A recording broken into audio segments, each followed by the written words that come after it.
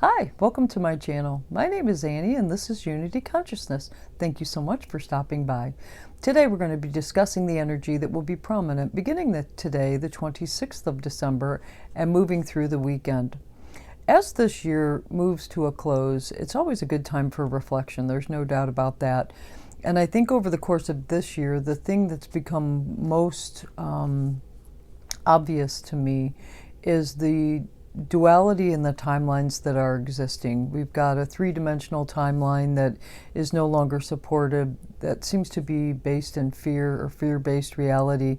And then you've got a five-dimensional reality that is literally surrounded with compassion and love, always choosing love. So as I sit down and think about this year and kind of come up with some resolutions, even though I'm not a New Year's resolution kind of person, but making resolutions or maybe even intent for next year and what I hope to see happen. I think we can look to Venus and Mercury and Pluto this week to help us in that endeavor to further define some things on the current nodal axis, which is all about self-worth. So let's break it down. Let's get started. On Wednesday of this week, which I believe is the 28th, Venus in Capricorn is going to sextile Neptune in Pisces. Now, if you remember, Venus and Mercury always are relatively close to each other and are near the sun. It's just because they're roughly going the same speed. Mercury is a little bit faster than Venus, but he has more retrograde cycles. So Mercury was sextile Neptune at the end of last week, and now here we go with Venus. So what does this mean? Venus in Capricorn is all about knowing what you deserve. Understanding your worth, knowing what you deserve in relationships or financially. What is mine? The value of yourself, that's for sure. And when Venus in Capricorn is sextiling Neptune, which happens to be in Pisces, this is allowing you to dream big. I mean, really envisioning your life success, the biggest wish you could ever have being granted to you. And also, it's all about being sensitive to others' needs and compassion, because Neptune, not only is it very creative, but it does allow us to be very sensitive and compassionate. This is great energy for the arts also, because Venus is all about beauty, and Venus in Capricorn is knowing your beauty, knowing your worth. And then with Neptune is very creative energy. So if you are an artist in any way, shape, or form, this is a really good week, midweek, for you to sit down and put some of your thoughts to paper or pottery or whatever your form of art is. Then the very next day, on the 29th, which is Thursday, Venus is going to conjunct Mercury, and Mercury is going to go retrograde. So what does all this mean?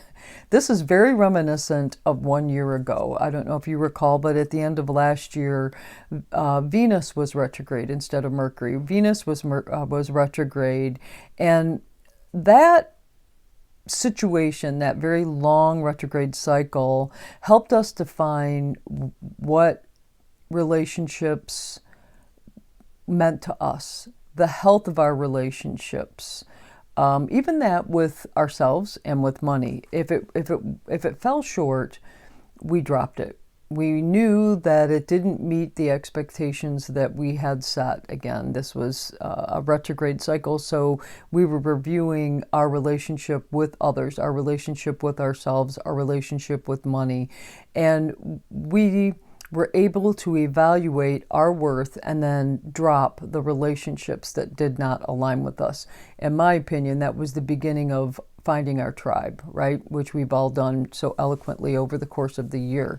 Well, now it's Mercury retrograde in Capricorn, and we're going to close the year out with that, and then we're going to continue until I believe it's the 12th of January with that retrograde cycle. So what does all that mean? Now we're going to be taking a look at success. What does success mean to you?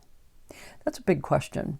What's successful and what's a facade? What's true and what's not? What's there for the sake of all show, no go? Does your heart, which is that Venus energy, match your head, which is Mercury energy? Remember, they're going to be conjunct, and Mercury is going to go retrograde. So it's going to add this another level or dimension of this retrograde cycle that's going to allow our heart to match with our head, especially when it comes to what success means and what we deserved. I mean, if what you are aligning yourself with does not mean success to you, and success is measured all across the board, that's an individual thing that you do on your own, that's for sure. But if what you're aligned with doesn't match with your idea of success, that's something you're going to be evaluating over the course of the next 3 weeks. Is there an internal controversy that needs to be resolved so that your heart and your head can connect? Those things will be coming up over the course of this Mercury retrograde season. That's what this season is all about. We are going to be ironing out the details of our worthiness, which again is the nodal axis cycle that will also be coming to a close in the next 6 months or so. And we need to help define what success means to me so that I can align with that reality and draw that to myself, because I'm going to manifest my own reality. I want to be able to attract a reality that aligns with self-love, that builds a community of like-minded individuals that are compassionate, and those are the people that are in my tribe. That's for sure. Then on Saturday of this week, New Year's Eve, believe it or not, here we are closing out the year. We've got Venus again. Venus is in Capricorn, is going to conjunct with Pluto. That was part of the Venus retrograde cycle last year because they were literally hand in hand. I think they came together 3 or 4 times during that retrograde cycle. So we know this energy well. It really highlights control dynamics in relationships. Or are you controlled by money? Does money control you? There's some addictive qualities there, but we won't. With Pluto is about in-depth review of those things. It really is going to help us understand if we are being manipulated, if we are being controlled. It's going to become boldly obvious to you, so that you can evaluate whether or not you want to drop it. Remember, we've got several planets whose orbits are very long, very lengthy. Some of these planets are going to, and asteroids are going to be switching signs for the remainder of our life cycles. So right now we are at a very crucial time for us to understand what's best for us. What we're worthy of. Are we worth it? Are we worthy? What is success? And remember, it's your choice to make. We are creating the 2 timelines that exist right now. We've got a 3-dimensional and a 5-dimensional. 3-dimensional energy is rooted in fear-based decisions for the purpose of plugging a hole to make yourself feel better for the moment. And then you've got your 5-dimensional understanding and awareness, which is built on love. It is decisions and directions being chosen based on love and compassion for yourself and also for others. So, what's it going to be here? As we, on this day, which is interesting that it's New Year's Eve, should have some pretty interesting celebrations, don't you think? But as we sit on New Year's Eve and we've got Venus is going to conjunct with Pluto, we are going to be evaluating our relationships with ourselves, with money, so that we know whether we need to stay in and grind it out and sacrifice ourselves in the process, or are we going to choose independence and freedom? That does take trust, but it's for the long haul.